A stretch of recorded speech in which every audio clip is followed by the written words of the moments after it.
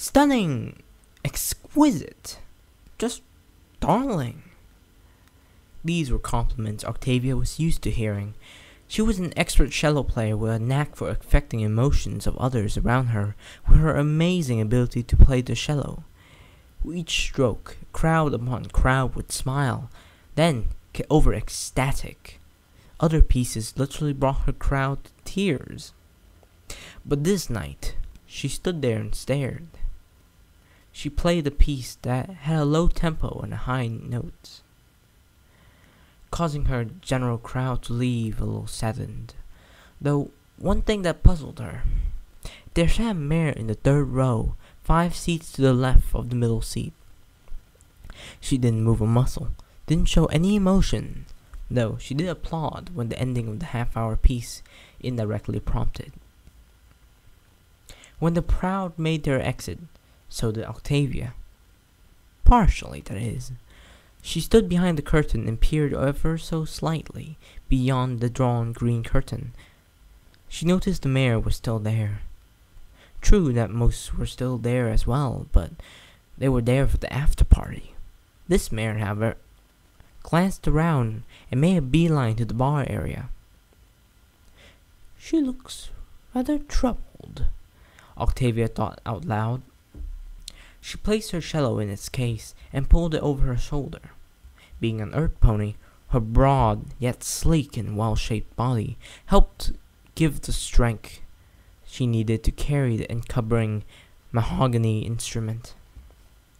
She approached the main hall, which had 3 pathways, one to the bar, one to the exit, and one to a room she didn't quite get the meaning of.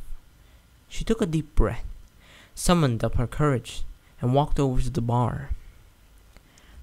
Nonchalantly sitting next to the mare, which, with closer inspection, had true beauty with a solemn expression.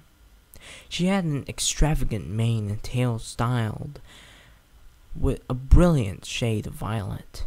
Her eyes were no exception.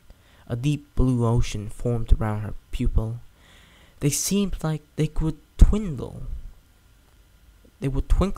on a normal occasion, but currently they looked dull and lifeless. Not dead fish foggy lifeless, but a dark, depressed lifeless. The mare ignored her presence until Octavia spoke to the bartender. "1 bottle of Rioja Imperial Grand Reserva and 2 glasses, please." The bartender smiled.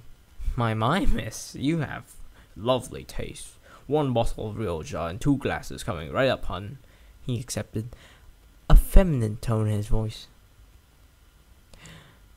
The bartender disappeared behind the bottle, and surprisingly to Octavia, the mare spoke.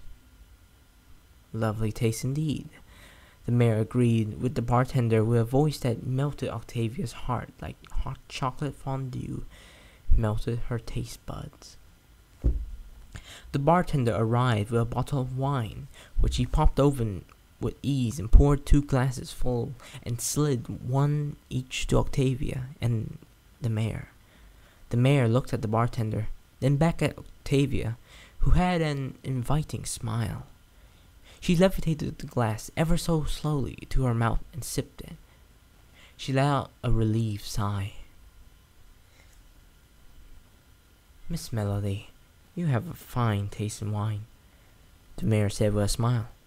"Oh, why, thank you. Also, I prefer Octavia. It suits me better than my last night," she told her. "Oh, forgive me, Octavia." She extended her hoof and held it back slightly. "I'm Rarity," she introduced. A fitting name for an angel, Octavia thought as she nodded. "Lovely meeting you, Rarity." They discussed many topics, drinking glass after glass of the 60-ounce bottle of wine that soon was only the glass. They talked about their favorite musicians, in which Rarity slyly remarked that Octavia was her favorite musician. Surprisingly, Rarity knew a great deal on music. They discussed their favorites on everything, and what they generally did for fun. They were not too far away from each other on these as well.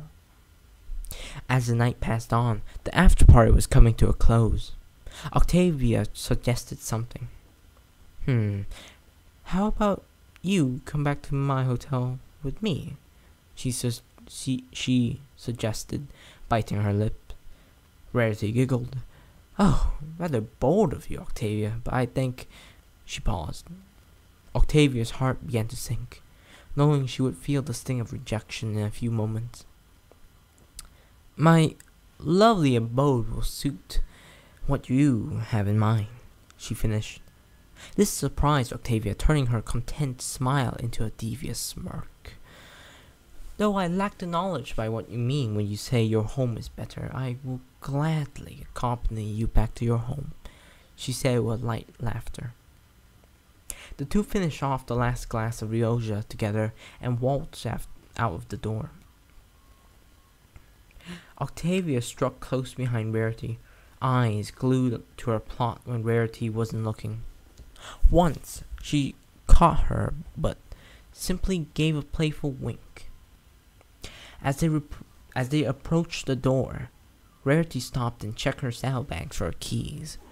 With a moment slipped past, she shoved the keys into the lock impatiently. The satisfying click was heard from the lock mechanism, and Rarity flung the door open with haste. She pulled in her companion, who shut the door behind them. She spun around from closing the door, and like a flash of light, was locking lips with the beautiful mare she met at the bar. They stood there in silence, eyes shut, lips locked, and slipped into an embrace, pressing their bodies against each other. The warmth of the mare of her dreams made her wet, which Rarity detected. Pulling away, she smiled. Oh my stars, you seem ready to go, she smirked. Follow me, darling, she chimed, making her way to the stairs. Octavia obediently followed, staring at Rarity's flank. This time, however, Rarity made sure her marehood was visible to the musician, swaying her plot back and forth with every intention of teasing her before the main event. They approached what seemed like Rarity's bedroom. She flung open the door and turned on the light, revealing a messy room with fabrics and clothing strung out. She trotted over to her windows and closed the blinds. Be a dear and lock that door for me, she asked.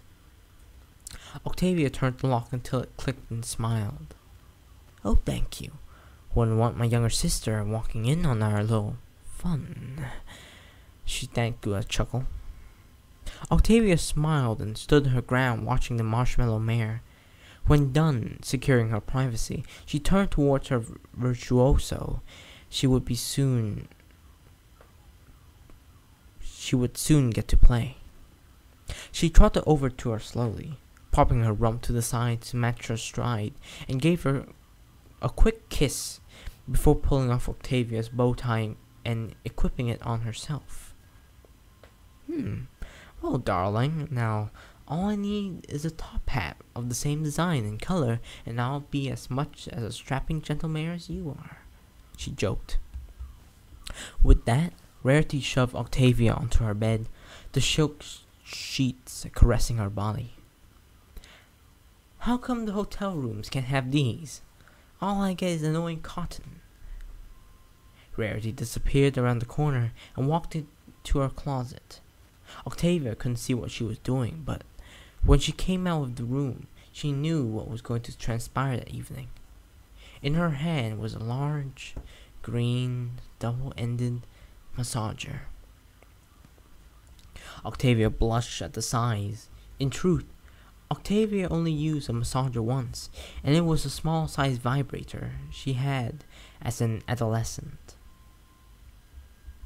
Rarity walked over to the blushing musician and parted her legs from their closed position. Her untarnished marehood was revealed, nearly making Rarity's mouth water. Quite the plump one, eh, Octavia? She teased. Octavia blushed and muttered something under her breath. She wasn't able to finish due to the tongue now exploring her contents. Rarity massaged her clit with her tongue, slowly progressing into eating the cellus out. Trying to touch her clit with her tongue was a challenge, but overall succeeded in the end. Octavia let her lover know her thoughts with a series of moans and pleasure-filled facial expressions. Feeling her orgasm draw nearer with every lap of the tongue, she was near when her tongue massage she was receiving abruptly stopped. She looked up, her foggy mind state cleared, as the pleasure let up its assault against her. She wanted to say, "Why did you stop?" But what came out was, "What?" Rarity was now on top of her, levitating the massager just over her own slice of pie. She looked up at her companion. "Are you ready, darling?" Octavia nodded weakly, and with that, the green artificial stallion wiggled its way into her crotch, deeper and deeper until it stopped. Octavia watched in awe as Rarity slid it into her with ease, blushing and giving out a little huff, of course, but wasn't as susceptible to sexual pleasure as Octavia was. Rarity thrust her hips, sending the massager deeper into both of the mare's crotches. Moans and other sounds of pleasure emitted from them as they thrust and ground against the massager. In a matter of 15 minutes, Octavia let her climax at hoof. Octavia felt her climax at hoof. It built up like a ticking bomb. Rarity, I'm gonna come," she muttered, feeling it incredibly hard to speak under such a feeling. "Well, darling, I'm not too far off as well. Hold it in for me," she asked, having less of a problem speaking. Octavia nodded. I'll try," she answered a little louder than she expected. Every push was like a notch removed from the timer of the bomb. Finally, she couldn't take it anymore. Rare. She was cut off by Rarity, locking lips with her once more. As she hit her orgasm, she let out a stifled scream of pleasure. Rarity, not far off, shuddered and let out a prolonged moan when she hit hers. Rarity collapsed onto the grey mare. They shuddered and moaned from the orgasmic storm they just hit. Octavia smiled feebly.